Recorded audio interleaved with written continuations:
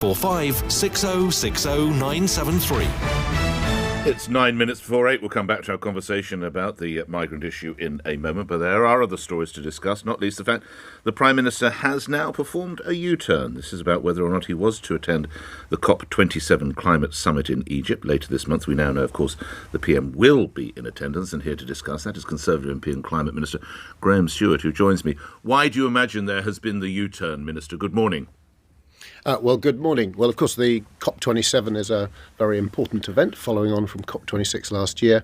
And the Prime Minister, newly in office, his number one focus is on preparation for the fiscal statement on November the 17th. But he has found time in his diary, and I'm delighted to say he's going to be at Sharm. He'll be on at the Leaders' Day, where we have a packed agenda for him.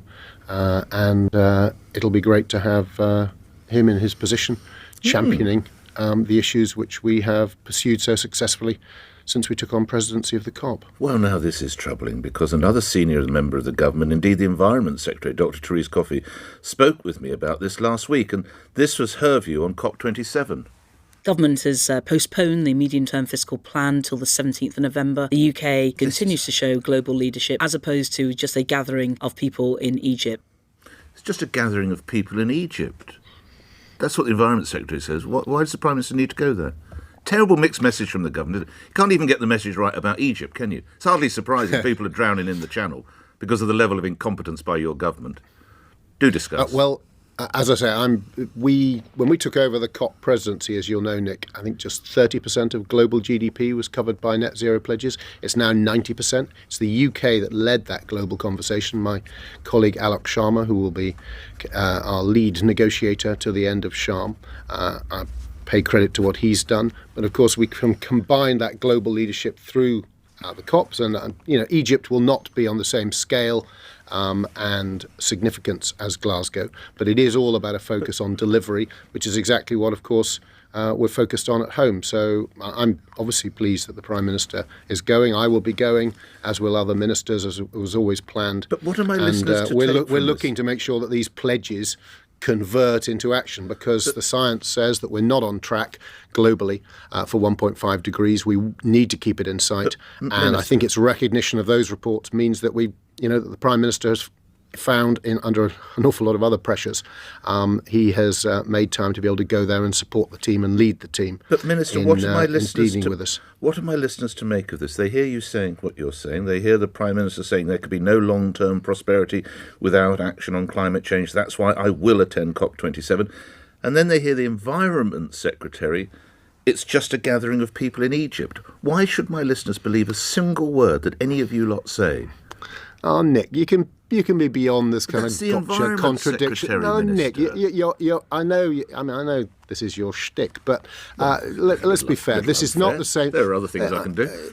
Yeah, exactly. But coming out with this kind of gotcha nonsense, I just, it was your own Environment Secretary, respectfully, Minister. Yeah, okay. Well, and respectfully, I don't blame you for pointing out the tensions in those remarks. But I think making a big deal about it doesn't really serve the issue. And it is an important issue. It is fundamental to our economy. It's fundamental to the future of humanity. And focusing on whether somebody played down the importance of an event which is not on the same scale as Glasgow, but is significant, and we will see other world leaders there, and the Prime Minister being there is obviously a good thing. Indeed. Let's move on to other matters after one final question. Do you think the Prime Minister's change of heart was in any way coloured by the fact that a former Prime Minister, and goodness knows there are enough of them, Boris Johnson, is in attendance?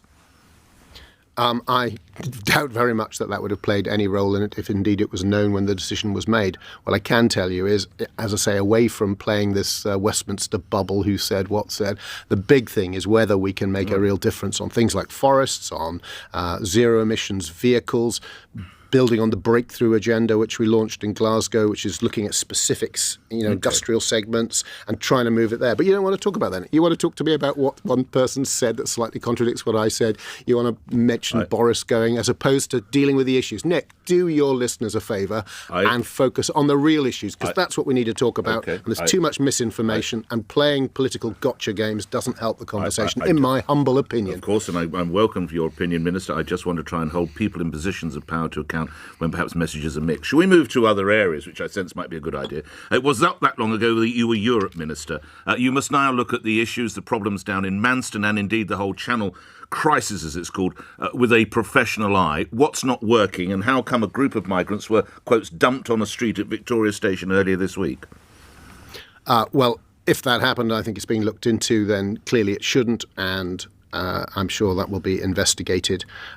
Overall, we've seen, I think, a 77% increase in the number of applications. The system has been overwhelmed. The Home Secretary has surged, I think, 500 additional staff into the facility. We brought in the Nationality and Borders Act precisely to allow a speedier processing. The Rwanda policy is another part of trying to find the right solutions. It's not working, is it, the Rwanda policy? It isn't working the way we want it to, and the Home Secretary is focused absolutely on getting that right. It isn't working full stop, is it? Not a single person has been taken. Not a single person has yet gone to Rwanda, and it is part of the solution, so that we can break the back of the business model of the illegal gangs. As long as they think they can make money, then they will keep coming, and we've got to make sure that we find ways of breaking that business model, and then we can stop this outrageous, illegal number of people coming from perfectly safe other Western countries over here claiming asylum. But how can Rwanda be part of the solution if we're unable to get anyone there, Minister? Well, clearly, if we're unable to get people there, it won't be. But if we can change that and we can get them there, then it can be. How do you react to the words of the Albanian Prime Minister, Edi Rama, suggesting that this is, in a way, a failure of domestic policy within the United Kingdom, and the UK, in a way, seeking to blame his fellow countrymen? Well, I hope, and I certainly don't think, I hope you haven't got any other gotcha quotes from other ministers, but I don't believe the UK government has said any such thing. We're grateful for the cooperation of the Albanian authorities. They've sent senior police figures over to assist. We've come up with an expedited agreement with them to get people back, and it's important that we do use moderate language, and we recognise that the French are working in cooperation with us, and the Prime Minister spoke to President Macron last week, and we're also working closely with the Albanians, and we're grateful to the Prime Minister of Albania and his administration for the support they're giving us. Collectively, we need to find a solution to this, but very much the ball is primarily in our court here in the UK, and that's what the Home Secretary is focused on. When do you imagine you and I and the good folk of Beverley and Holderness will stop having to fund nearly £7 million a day in hotel bills? When will that day dawn, do you imagine, Minister? I don't know exactly, but I know every single day that it continues is one which is infuriating to my constituents and other people right around the country.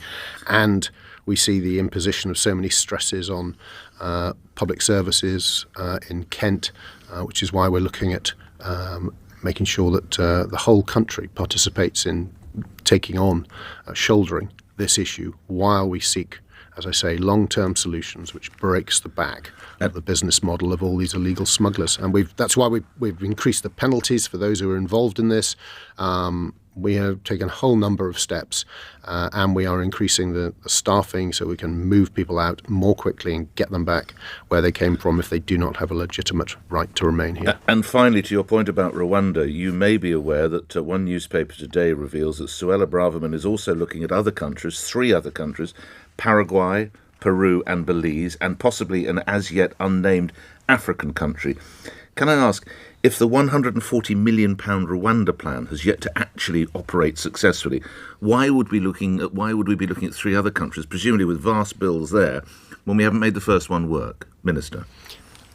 Well, as you said, if we're spending £7 million a day on hotel bills, we need to find a solution that not only processes what we've got, but stops the incentive for those who are seeking to come here and who are seeking to profit from bringing people here on what is essentially a dangerous journey that puts lives at risk and then imposes an unacceptable burden on the British state as well. But why would Peru work when Rwanda hasn't? As you said, this isn't my area of policy responsibility, so the detailed workings of what we may or may not be doing in different jurisdictions, I cannot comment on, with any authority anyway. OK, all right. Grateful for your time. Climate Minister Graham Stuart appearing here on LBC. We're at 1 minute after 8. Let's get the news. On your radio, on Global Player, and Play LBC. leading Britain's conversation. This is LBC. From Global's newsroom at 8 o'clock. A homelessness charity says a group of around 40 migrants